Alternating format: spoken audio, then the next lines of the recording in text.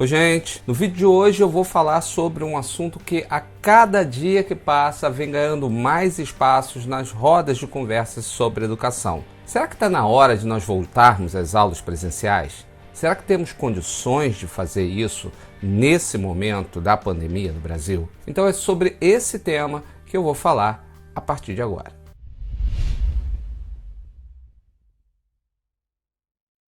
Até o dia dessa gravação, dia 19 de julho, nós temos no mundo confirmados 14.394.056 casos, com 603.697 mortes, sendo que no Brasil são 2.098.389 casos confirmados, com 79.488 mortes. Isso até agora. E diante desse quadro, com mais de 1.000 mortes sendo registradas por dia, será que está na hora mesmo da gente voltar à sala de aula? E caso a gente chegue à conclusão de que está na hora, quais seriam as providências a serem tomadas até que se possa retomar essas aulas presenciais com segurança? Nesse momento a gente sabe que alguns países do mundo já tiveram suas aulas presenciais retomadas. Porém, vale salientar que em todos eles, como você vai ver nos gráficos que estão aparecendo aqui do meu lado, os números de mortos vêm decaindo já há algum tempo, sendo que na maioria deles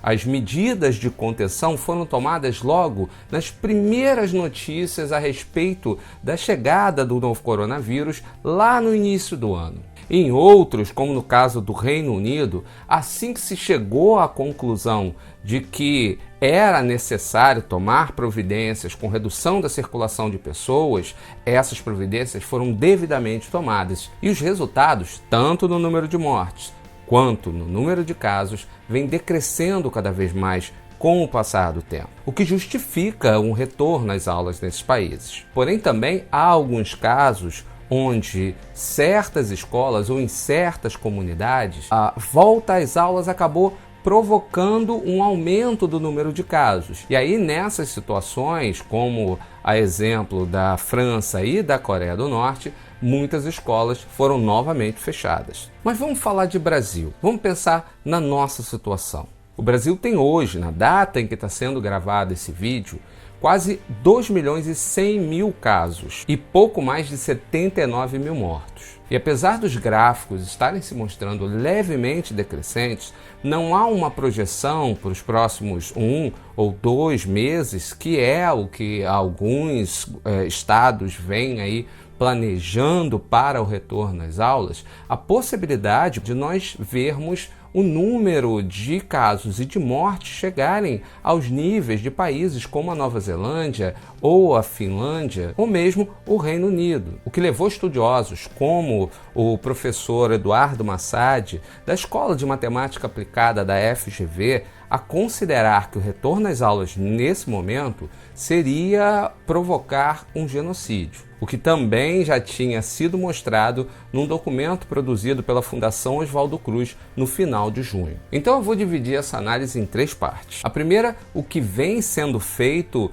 para que a educação não pare até agora nas escolas públicas e privadas. Como poderíamos fazer e o que seria necessário para que o retorno às aulas pudesse acontecer com o máximo de segurança possível. E por último, uma analisada rápida na realidade das nossas escolas e comunidades escolares. Bom, até o momento, desde março, quando a maioria dos estados e municípios suspendeu as suas aulas presenciais, o que foi, com o passar do tempo, sendo seguido por outras redes, as escolas particulares, em primeiro lugar, foram se adaptando e aderindo às plataformas digitais. Com o passar do tempo, vários sistemas públicos, municipais e estaduais foram seguindo o mesmo caminho. Porém, principalmente para os sistemas públicos, muito menos para as redes privadas, um dos grandes problemas surgidos até agora é o alcance reduzido desses programas, considerando que todos aqueles que vêm utilizando as plataformas digitais, seja a plataforma do Google, da Microsoft, ou desenvolvendo os seus próprios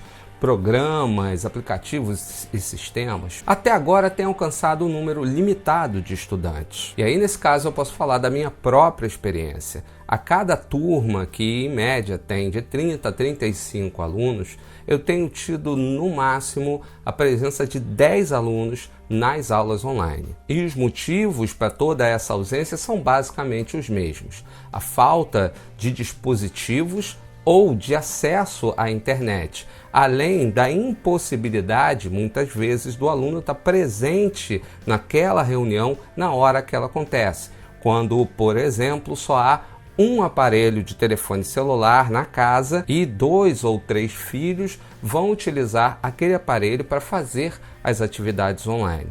Então, no final das contas, eu acabo tendo um número maior de atividades online sendo feitas e entregues do que de alunos assistindo a essas aulas, já que muitos deles têm que esperar o pai chegar em casa para poder ter acesso à plataforma. E uma outra coisa que está acontecendo, ou melhor, não está acontecendo, e que atinge da mesma forma tanto as redes públicas quanto as redes privadas, é a falta de uma definição clara de regras em torno da avaliação, de pontuação, frequência e todos os critérios que vão definir a aprovação desses alunos nesse período de isolamento que nós estamos vivendo. O Conselho Nacional de Educação e os conselhos estaduais vêm desenvolvendo parecer atrás de parecer, mas sempre deixando no ar a impressão de que há muito improviso, de que não há um planejamento estratégico,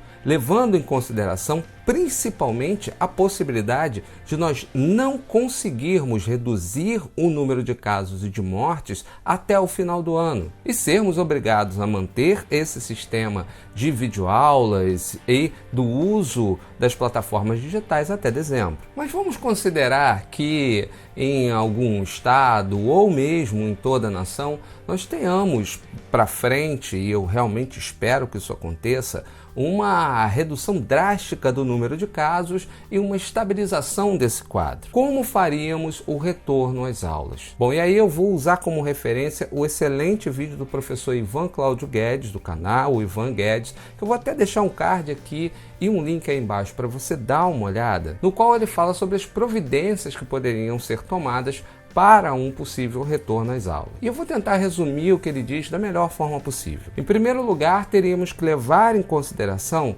o tamanho do nosso território e a quantidade de variáveis. Sempre lembrando que cada estado é um estado, cada município é um município, cada rede tem as suas peculiaridades e também há o enorme abismo que nós vamos encontrar sempre entre a realidade da escola pública e da escola privada. Em segundo lugar, como seriam feitas as preparações tanto dos espaços escolares quanto dos profissionais para receber esses alunos. Por exemplo, se os alunos e professores receberiam os EPIs, que são os equipamentos de proteção individual, como máscara, o face shield, álcool em gel, luvas, ou seja lá quais forem os outros equipamentos de proteção, e como eles seriam utilizados.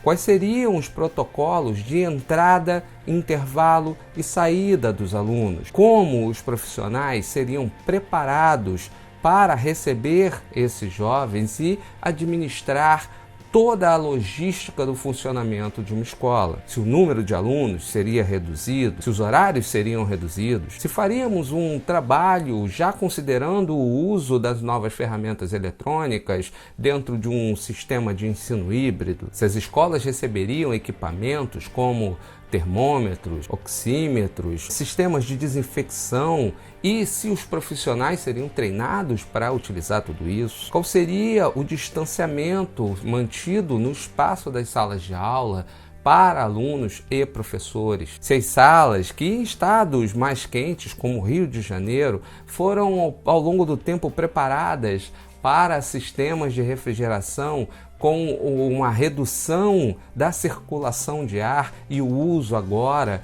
de ar-condicionados, estariam ou não arejadas o suficiente para reduzir o risco de contaminação? Há alguns dias eu ouvi no programa Encontro da Rede Globo uma experiência que foi feita entre um repórter e a apresentadora, na qual foi utilizada uma luz negra e uma tinta contraste para tentar reproduzir o que aconteceria no ambiente de sala de aula, qual a possibilidade de contaminação dos professores e dos alunos, mesmo com o distanciamento entre as carteiras. Um dos apresentadores, um repórter, fez o papel de aluno, enquanto a apresentadora do programa fez o papel da professora. Num rápido momento de chegada do aluno à sala, da entrega de uma folha a ele por parte da professora e depois do recebimento dessa folha para correção, no momento em que o ambiente se escureceu e a luz negra foi acesa, foi possível observar marcas das mãos, no caso da professora e do aluno,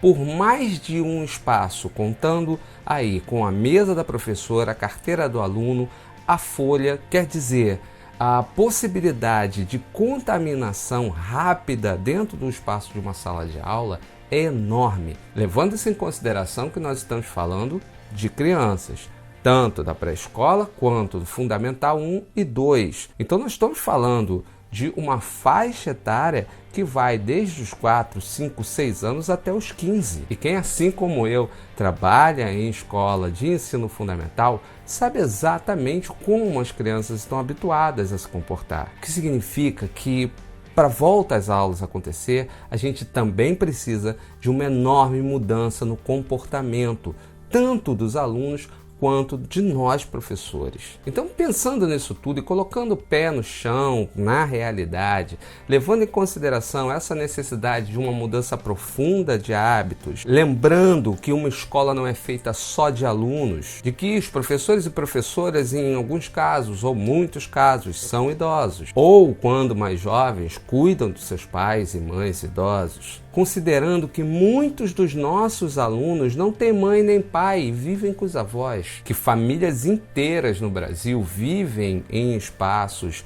de 1 ou 2 cômodos no máximo, de que uma parte considerável dos pais e mães desses alunos estão mais preocupados em saber se eles vão ter o que comer no dia seguinte, a forma mais realista de nós encararmos esse fato talvez seja aceitando uma dura realidade de que o Brasil não tem condições de retomar as aulas presenciais até o final desse ano, no mínimo. Isso, é claro, levando em consideração não só os números da pandemia no Brasil, mas principalmente a falta de ações do Estado para controlar esses números. Basta lembrar há quanto tempo o Ministério da Saúde do Brasil tem um interino e não um ministro definitivo.